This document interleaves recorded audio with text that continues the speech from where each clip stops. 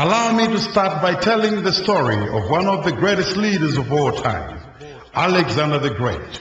On his deathbed he said, "My casket should be carried by the best doctors when I die, to show that even the best doctors may not save life at some point. And let my hands hang on the edges of my coffin for everyone to see that I came into this world empty-handed, and empty-handed I return.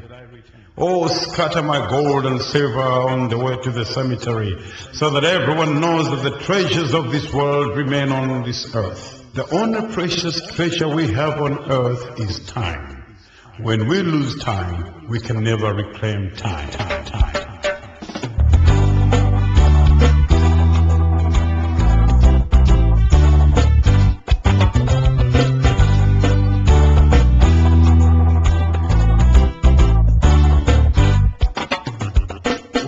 Malawian Zanga, Tiganga Zagama Gumiansa Mavitawa, Taikiri Sabino Chidon Hawi.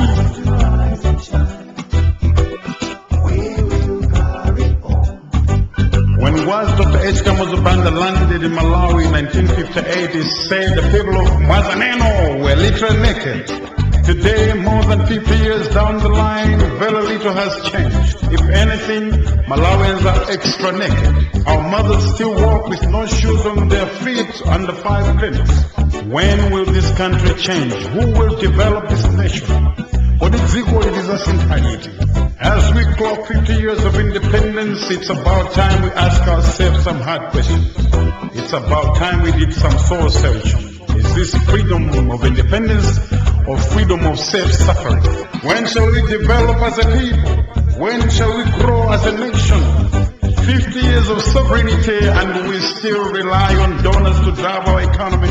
Udaliona kulikanda lazaka fifide wawa lokwawa loyama lobandamano zaka 50 nkomango kalira kufuna thandizo asamalia lero aroba akutienda ninoka wothandiza adali koma uba wa yuruba ena akulusolola akufuna kwabwino dali nawo koma aroba asogoleri ulili tisakasogolera nzeru osafuna kutipera.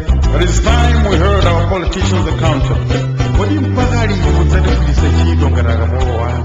Kodi tumbo lanu ladalama lidzadzadzalidi kuti mudzagawire kwa mphamvu? Kodi ndidani adakuza kuti dziko lindi lanu ena fikungokhala nawo?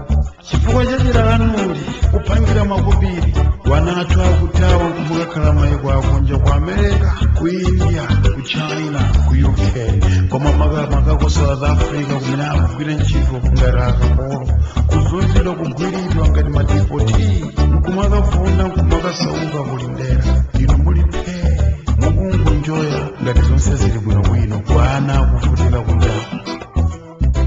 What gives you the idea that you're wiser than the rest of us? And what gives you the impression that you have the right to rule over us for life? And some of you have been members of parliament since independence. You started with Lucius Banda. You parted as ministers with Lucius. You fooled and swindled Bingo. And today, Mugmana Mizamai. Hey,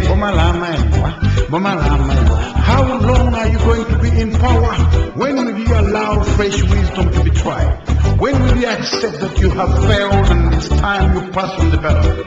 The Malawian presidency has become a trophy where the winner takes all and shares the prize with friends, family, opportunists, and bootlickers. It is time our leaders put this country first.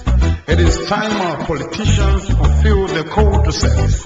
It is time resources were put to the proper service to develop this country, instead of wasting taxpayers' money compensating people who you have illegally fired, while our people starve to death on adamant queues of hopelessness.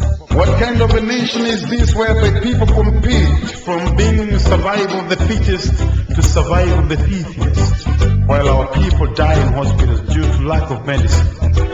As the 2014 elections draw close, it is time we elected leaders who have a conscience, leaders who can pull this country from the abyss of poverty. After 50 years of independence, is this the best we can do? Is this the best we can do? Are we bad enough to tolerate such mediocrity that we can watch our president, like a tourist for the Christmas, riding around the country distributing maize? For what use is the disaster and the relief department when when Her Excellency goes around distributing offer worth 1 million and spending 14 million on allowances. So let's have and the opposition, Mr. Permanent Opposition Man, my gogo. Isn't it time that you could go home and rest a bit than just sleep in Parliament? We should be ashamed of ourselves. What kind of Malawi are we building for our children? What kind of examples are we setting as a country? It is time we look at where we have come from, what have we achieved, where have we failed, what could we have done better, where do we want Malawi to be in the next 50 years? If we do not make an effort to develop this country 50 years from now, time will make fools of us. Chifukwatika panda kuzikosa ndikuyankha mafunso zaka 10 ndi zisanu zikubwerazi izakhalabe mdziko lopemphesa, izakhalabe mdziko lonongesa chisoni, kwina kuwana akubweza bzingongole zimene tilutapita tsiku ndi tsiku. And then there are two other major problems that have hindered Malawi development. Rich Malawians who do not want to help their poor brothers. How do you feel when you hear that Malawians are dying of hunger while you have millions stashed in the bank? How do you sleep at night?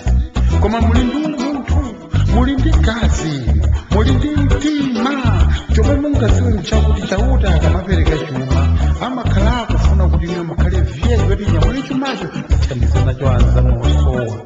Ine kukhala ndi zidalama moyo wanu wonse mpaka kufa kuzisiya, mwana wanu kuzisiya, wina kuzisiya.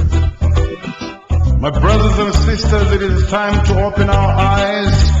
There is need to regulate these religious activities in our country.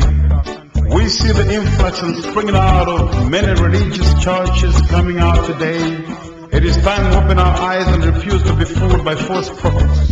People who are busy collecting money from the poor in the name of God in order to buy expensive suits and cars, which God do these people say.